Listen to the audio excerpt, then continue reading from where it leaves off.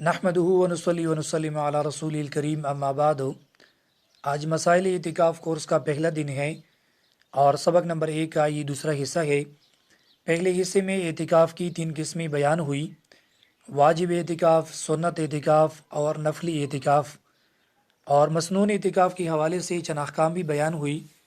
اس حصے میں نفلی اعتکاف کے حوالے سے چند احکام بیان کرتا ہوں۔ احادیث مبارکہ میں نفلی اعتکاف کی بھی بہت سے فضائل منقول ہیں، اس لیے ان فضائل کو حاصل کرنے کے لیے ضروری ہے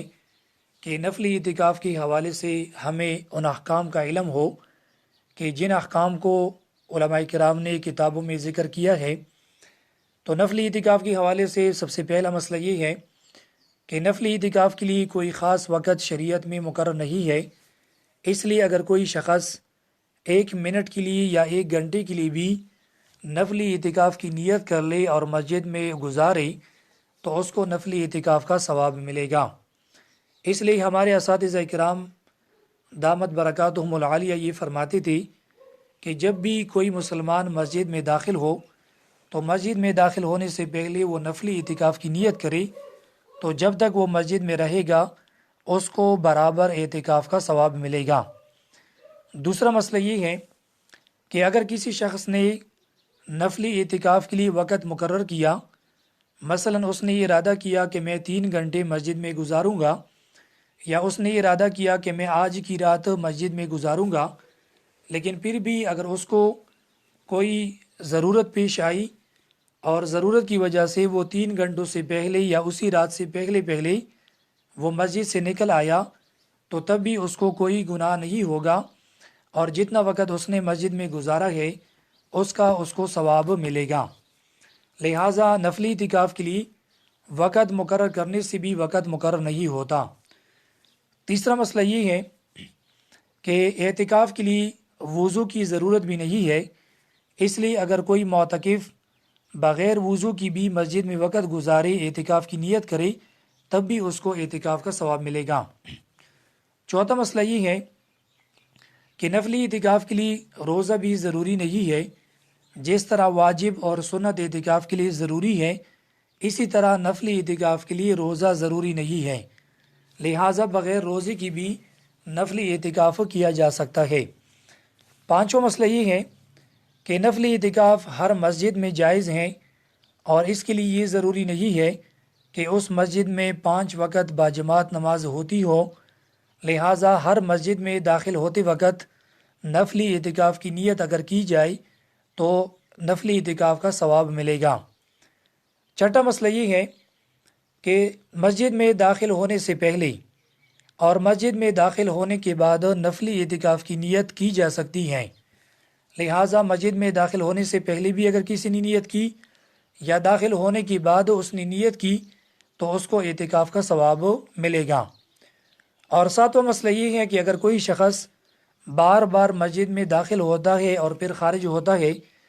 تو ہر دفعہ وہ نفلی اعتکاف کی نیت کر سکتا ہے،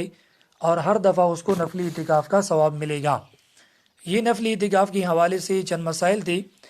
دوسرا جو ٹاپک ہے، عنوان ہے، وہ یہ ہے کہ مسنون اعتکاف کون کر سکتا ہے اور مسنون اعتکاف کی صحیح ہونے کے لیے شرائط کیا ہے۔ تو سب سے پہلے یہ مسئلہ یاد رکھیں کہ اعتکاف کے لیے مسلمان ہونا ضروری ہے۔ مسلمان کے علاوہ کافر جو ہے وہ اعتکاف نہیں کر سکتا۔ دوسری شرط یہ ہے کہ معتکف کے لیے عاقل ہونا بھی ضروری ہے، لہٰذا اگر کوئی مجنون اور پاگل ہے تو وہ بھی اعتکاف میں نہیں بیٹھ سکتا۔ تیسری شرط یہ ہے کہ عورت کے لیے حیض اور نفاق سے پاک ہونا بھی ضروری ہے، لہٰذا اگر کوئی عورت حیض کی حالت میں ہو، ماہواری کی حالت میں ہو یا وہ نفاس کی حالت میں ہو تو وہ اعتکاف میں نہیں بیٹھ سکتی۔ چوتھی شرط یہ ہے کہ ابتداءً جنابت سے پاک ہونا بھی ضروری ہے، لہٰذا اگر کوئی شخص حالت جنابت میں ہو اور وہ اعتکاف کی نیت کرے تو اس کا اعتکاف شروع نہیں ہوگا۔ البتہ یہاں پر یہ بات یاد رکھی کہ اگر اعتکاف شروع کرنے کے بعد کسی شخص کو غسل کی ضرورت پیش آئی اور وہ جنابت کی حالت میں ہوا تو اس سے اعتکاف میں کوئی خرابی نہیں آئے گی، اس کی تفصیل انشاءاللہ آگے آ رہی ہے۔ پانچویں شرط یہ ہے کہ اعتکاف کی صحیح ہونے کے لیے اعتکاف کی نیت کرنا بھی ضروری ہے۔ لہٰذا اگر کوئی مسلمان اس نے پورا عشرہ مسجد میں گزارا لیکن اس کی نیت اعتکاف کی نہیں تھی تو اس صورت میں بھی اس کو اعتکاف کا ثواب نہیں ملے گا، کیونکہ اعتکاف ایک عبادت ہے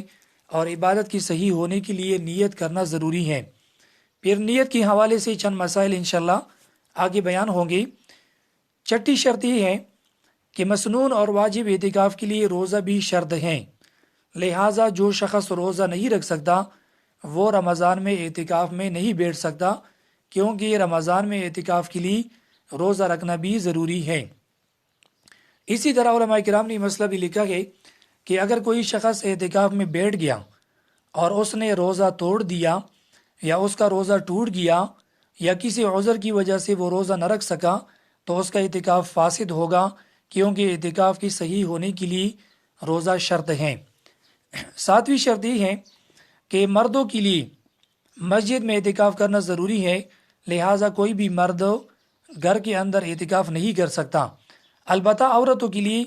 اپنے گھر کی مسجد میں، یعنی وہ جگہ جہاں پر عورت نماز پڑھتی ہے،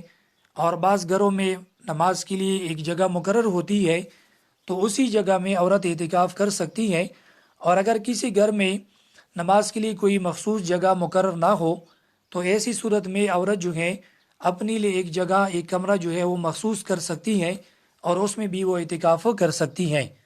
تو مردوں کے لیے مسجد میں اعتکاف کرنا ضروری ہے، البتہ عورتیں اپنے گھر کی مسجد میں، اپنے گھر کے کمرے میں اعتکاف کر سکتی ہیں۔ اور یہاں پر فقہاء کرام رحمہم اللہ نے ایک مسئلہ یہ بھی ذکر کیا ہے کہ جس طرح مردوں کے لیے مسجد میں اعتکاف کرنا ضروری ہے، اسی طرح اس مسجد میں 5 وقتہ باجماعت نماز کا ہونا بھی ضروری ہے۔ اکثر حضرات کے نزدیک یہ شرط ہے، جبکہ بعض علماء کرام نے لکھا ہے کہ اگر کسی مسجد میں 5 وقت باجماعت نماز نہ ہوتی ہو تو اسی مسجد میں بھی اعتکاف کی اجازت ہے، لیکن اکثر حضرات کا قول وہی ہے جو میں نے پہلے بیان کیا، اور وہ 5 وقتہ باجماعت نماز کی شرط لگاتے ہیں۔ 8ویں شرط یہ ہے کہ مسجد کے لیے مسجد شرعی ہونا بھی ضروری ہے، لہٰذا اگر کسی شخص نے ایسی مسجد میں اعتکاف کیا کہ وہ مسجد شرعی نہیں تھا، اس میں صرف لوگ نمازیں پڑھتے تھے، تو ایسی صورت میں بھی اس کا اعتکاف صحیح نہیں ہوگا۔ اس کی تفصیل یہ ہے کہ بعض حجروں میں جو مالک ہوتے ہیں وہ اپنے حجرے میں نماز کے لیے کوئی جگہ مقرر کرتے ہیں اور اس میں نماز پڑھی جاتی ہے، لیکن وہ شرعی مسجد نہیں ہوتا، یعنی مسجد کے لیے وہ زمین وقف نہیں ہوتی، تو ایسی صورت میں اس میں اعتکاف کے لیے بیٹھنا جائز نہیں ہے۔ اسی طرح بعض مارکیٹ ایسے ہوتے ہیں کہ ان مارکیٹوں میں ایک جگہ نماز کے لیے مقرر ہوتی ہے لیکن وہ باقاعدہ مسجد نہیں ہوتی، اس لیے اس مصلی میں بیٹھ کر اعتکاف نہیں کیا جا سکتا۔ تو مسجد کے لیے مسجد شرعی ہونا اور وقف ہونا یہ ضروری ہے۔ پھر علماء کرام نے لکھا ہے کہ سب سے افضل اعتکاف یہ مسجد حرام میں ہے کہ کوئی شخص مسجد حرام میں اعتکاف کرے، اس کے بعد مسجد نبوی کا درجہ ہے، اور اس کے بعد مسجد اقصی اور بیت المقدس کا یعنی درجہ ہے، اور اس کے بعد جامع مسجد کا، اور اس کے بعد اپنے محلی کی مسجد کا درجہ ہے۔ اعتکاف کی صحیح ہونے کے لیے میں نے بیان کیا کہ اعتکاف کی نیت کرنا بھی ضروری ہے۔ نیت کے حوالے سے 1-2 مسئلے یاد رکھیں۔ پہلا مسئلہ یہ ہے کہ نیت کا زبان سے کرنا ضروری نہیں ہے، بلکہ دل میں اتنا ارادہ ہو کہ میں اعتکاف کے لیے بیٹھتا ہوں تو اتنا ارادہ جو ہے وہ کافی ہے۔ اسی طرح نیت کے لیے کوئی خاص الفاظ بھی شریعت میں منقول نہیں ہے۔ اسی طرح جب ایک دفعہ کوئی شخص مسنون اعتکاف کے لیے بیٹھ جائے تو پھر جو ضروریات ہیں، حاجات ہیں، ان کی نکلنے کے لیے دوبارہ جب مسجد میں داخل ہو تو ہر مرتبہ نیت کرنا ضروری نہیں ہے، بلکہ ایک دفعہ پہلی دفعہ جو نیت کی تھی وہ کافی ہے۔ اسی طرح علماء کرام نے یہ بھی لکھا ہے کہ اگر کسی شخص نے اس طرح نیت کی کہ میں 5 دن اعتکاف کے لیے بیٹھتا ہوں، اور اگر اللہ تعالیٰ نے مجھے ہمت دی تو میں پھر 10 دن بیٹھوں گا، یعنی 10 دن مکمل کروں گا، تو اس طرح نیت کرنا بھی شرعاً درست نہیں ہے۔ اگر کسی نے اس طرح نیت کی یعنی ابتداً 5 دن کی نیت کی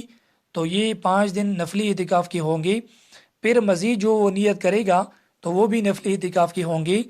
اور مسنون اعتکاف کے لیے ضروری ہے کہ ابتدا سے پوری عاشرے کی نیت ہو۔ اور ہمارے عوام میں 2 غلط فہمیاں بھی پائی جاتی ہیں۔ پہلی غلط فہمی یہ ہے کہ عوام میں یہ بات مشہور ہے کہ کوئی عورت اگر شادی شدہ نہ ہو تو وہ مسنون اعتکاف کے لیے نہیں بیٹھ سکتی۔ یہ غلط ہے، چاہے عورت شادی شدہ ہو یا کنواری ہو، ہر حالت میں وہ اعتکاف کے لیے بیٹھ سکتی ہے، بشرط یہ کہ وہ اس کو حیض اور نفاس نہ ہو۔ دوسری غلط فہمی یہ ہے کہ بعض عوام میں یہ بات مشہور ہے کہ جس عورت کے بچے چھوٹے ہوں وہ اعتکاف میں نہیں بیٹھ سکتی۔ یہ بھی ایک غلطی ہے۔ عورت کے اگر بچے چھوٹے ہیں تو وہ بھی اعتکاف میں بیٹھ سکتی ہے۔ اور عورتوں کے لیے جو مسائل ہیں وہ انشاءاللہ